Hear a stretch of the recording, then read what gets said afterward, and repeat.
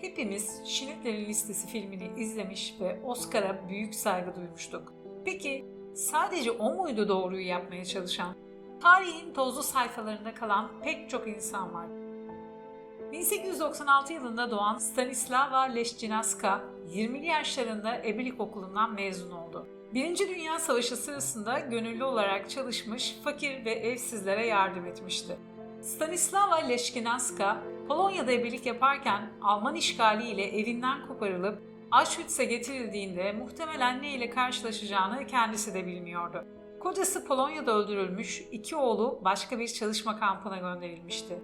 Kendisi ve kızı kampa geldiklerinde akıllarında tek şey vardı sanırım. Ne olursa olsun hayatta kalmak. Kampa geldikten bir süre sonra mesleğinin ve becerilerinin onlar için nasıl bir kurtarıcı olduğunu anlamaya başladı. Auschwitz'teki kadın kışlaları değil hamile kadınlara ve bebeklerine bakmak, temel tıbbi yardım almaları için bile kurulmamıştı. Barakaların içinde boylu boyunca uzanmış 3 katlı ranzalar vardı. Yataklar samandan yapılmıştı, kurumuş kan ve dışkı kokuyordu. Kışlanın ortasında boylamasına bir tekne gibi duran bir soba vardı. Her iki ucunda da şömineler bulunuyordu. Ancak bu soba ısıtma için hiç kullanılmadı.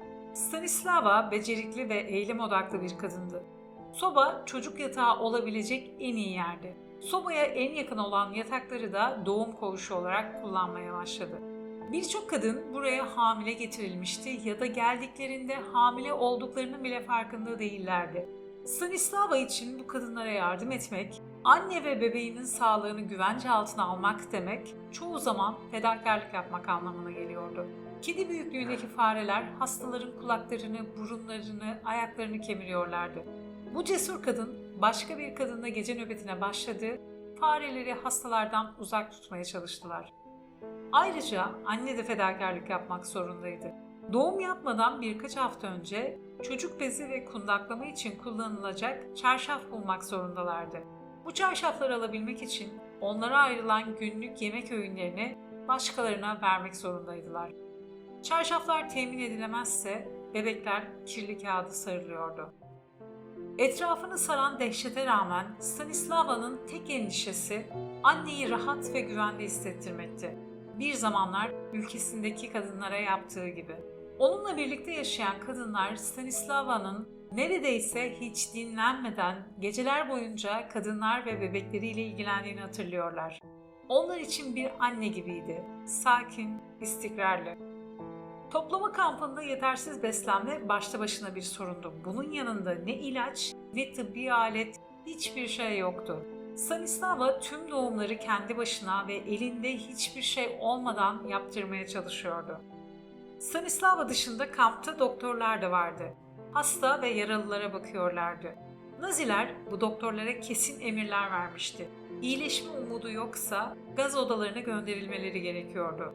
Auschwitz'te bulunanların çoğu tifüse yakalandı. Doktorlar iyileşmeleri için zaman kazanmaya çalışıyor, Nazilere çoğunlukla yalan söylüyorlardı. Gaz odasına gitmektense tifüsten ölmek daha iyiydi onlar için.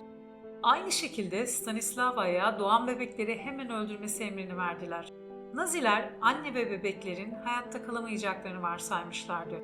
Ama bu mükemmel ebe şimdiye kadar hiçbir anne ve bebeği kaybetmemişti. Fakat Stanislawa üzerindeki baskı artıyordu. Sonunda bebekleri fıçılar içinde boğması emredildi. Karşı geldi Stanislawa. Tüm hayatını riske atarak üstelik. Onun yerine zaten bebek öldürmekten hapse girmiş bir Alman ebe olan Rahibe Clara ve Schwester Fanny olarak adlandırılan iki Alman kadın yaptığı bu boğma işlemini. Rahibe Clara olarak anılan bu vahşi kadın her doğumun ardından bebekleri almaya başladı. Stanislawa anılarını yazdığı bir yazıda bu iki kadının odalarından gelen gürültüleri ve ardından oldukça uzun süren su sıçramalarının sesini duyduğunu yazmıştı.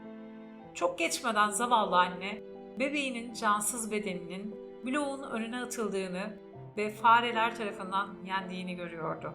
Stanislawa bu zorlu ve insanlık dışı koşullara rağmen binlerce bebeğin dünyaya gelmesine yardım etmeye devam etti. Hatta bir gün SS baş doktoru Doğum sonrası yeni doğanlarda enfeksiyon ve ölüm oranları hakkında bir rapor sunmasını istemişti. Hiçbir anne ve bebeğin doğum sırasında ölmediğini rapor etmişti. Doktor öfke ve nefretle yüzüne bakmış, en iyi Alman üniversitelerinde bile böyle bir başarı ile övünülmeyeceğini söylemişti. Naziler, Aryan ırk özellikleriyle doğan bebekleri, özellikle sarışın mavi gözlüleri, evlatlık olarak Alman ailelere verilmek üzere yetimhanelere gönderiyorlardı. Stanislava bu perişan annelerle birlikte bir yöntem buldu. Bir gün yeniden kavuşabilmek ve bir araya gelmek umuduyla bebeklere gizlice dövme yapmaya başladılar. Ayrıca kampta yetersiz beslenme sebebiyle anneler bebeklerini besleyemiyorlardı. Sütü gelen anneler ile bir süt anne grubu oluşturdu. Onun bu çabaları sayesinde kampın kurtuluşuna yakın doğan 30 kadar bebek hayatta kalmayı başardı. Doktor Mengele bir ziyaret sırasında bebeklerin hayatta olmasına çok kızmıştı. Evet, ebe olağanüstüydü ama mahkumlara bir şey daha veriyordu bebekleriyle birlikte. Umut. Kamptan kurtulduğunda Stanislava her ikisi de doktor olacak olan oğullarıyla tekrar bir araya geldi. 1950'lerde emekli olana kadar yaşadıklarından hiç bahsetmedi. Stanislava, Auschwitz'te tutulduğu süre boyunca 3000 bebeğin doğumuna yardım etmiş olsa da kurtarıldıktan sonra çok az konuştu bugünler hakkında. 1965 yılında Bir Ebenin Raporu isimli tek makalesinde anlattığı bir hikaye var. Genç bir anne ile ilgili. Doğum yapar yapmaz numarası ile çağrılmıştı. SS personeline zavallı kadını affetmeleri için yalvardım diyor. Krematoryuma gönderileceğini anlamıştım. Genç anne yerden kirli bir kağıt parçasına sardı bebeğini. Göğsüne bastırdı ve yatakhaneden çıkıp ölüme doğru yürümeye başladı. En trajik olanın ne olduğunu söylemek zor diyor Stanislava. Anne ve bebeğinin aynı anda ölmesi mi, yoksa annenin çocuğunun ölümünü izlerken çektiği ızdırap mı? 3000 bebeğin çoğu ya doğrudan cinayete maruz kalmış ya da yetersiz beslenmeden hayatını kaybetmiş olsa da bu muhteşem kadın her birinin onu bekleyen sevgi dolu bir ele doğduğunu bilerek ve bundan gurur duyduğunu söyleyerek noktaladı hikayesini. 11 Mart 1974'te öldüğünde son saygılarını sunmak için gelen, Auschwitz'te ölümden kurtardığı bazı kişiler de vardı. Bir sonraki videoda görüşmek üzere.